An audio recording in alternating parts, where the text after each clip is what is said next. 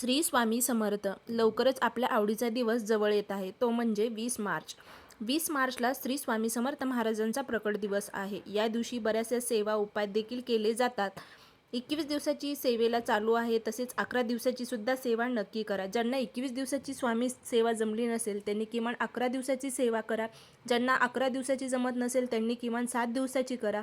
ज्यांना खरंच काही कामामुळं किंवा काही नोकरी जॉबमुळं जमत नसेल, तर 7 दिवसाची सुद्धा जमत नसेल, तर त्यांनी प्रकट दिना दिवशी तरी सेवा नक्की करा. सेवा काय करायची याचा डिटेलमध्ये आपला व्हिडिओ पडलेला आहे.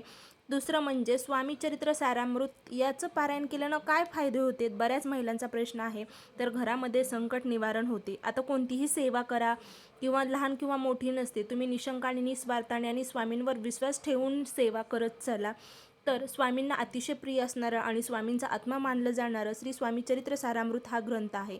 तर या ग्रंथाचं पारायण केल्यामुळे घरामध्ये सर्व दुःख, दारिद्र्य, अडचणी, संकट निवारण होते. आयुष्यातले कोणत्या प्रकारचीही असू द्या, मोठमोठ्या संकटातून मार्ग आपल्याला नक्कीच मिळत राहतो. तसेच इच्छापूर्तीसाठी मनात काही इच्छा असेल, संकल्पयुक्त सेवा आहे, तर सर्व इच्छा मनोकामना पूर्ण होण्यासाठी श्री स्वामी चरित्र सारामृत या ग्रंथाचं पारायण 108 दिवसाचं सुद्धा तुम्ही पारायण करू शकतात. त्याचबरोबर 11-21 दिवसाचं तुम्ही संकल्प करून या पवित्र ग्रंथाचं पारायण नक्की करा. तुम्हाला काही ना काहीतरी अनुभव, सर्व इच्छापूर्तीसाठी मनोकामना पूर्ण सिद्धीस जातात या ग्रंथाचं पारायण केल्यामुळे. मानसिक शांती, मन शांत राहते, नैराश्य दूर होऊन सकारात्मक ऊर्जा घरामध्ये प्रवेश करते. आपल्या शरीरामध्ये सुद्धा सकारात्मक पॉझिटिव्ह एनर्जी येते आणि घराची प्रगती होती. मुलांमध्ये बदल घडून येतात.